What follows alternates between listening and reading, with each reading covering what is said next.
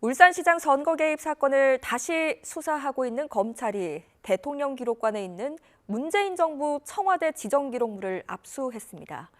조국 전 민정수석과 임종석 전 대통령 비서실장 등 이렇게 전 정부의 최고 윗선을 겨눈 수사가 본격화하는 모양새입니다. 부장원 기자입니다.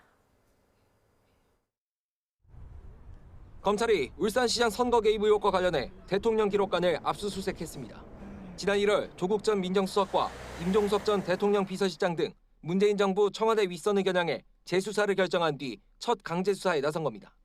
당시 청와대가 문재인 전 대통령의 친구인 송철호 전 울산시장을 당선시키기 위해 당내 경쟁자들에게 불출마를 종용하고 김기현 당시 울산시장에 대해서는 경찰에 하명 수사를 지시했다는 내용으로 검찰은 2018년 지방선거를 전후해 생산된 청와대 기록물들을 확보해 어느 선까지 관여했는지 확인하고 있습니다.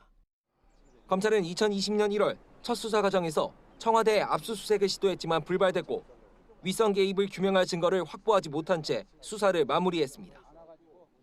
당시 검찰은 관계자들을 무더기 기소하면서도 조 전 수석과 임 전 실장에 대해서는 증거 부족을 이유로 불기소 처분했는데 지난해 11월 1심 선고 이후 상황이 달라졌습니다.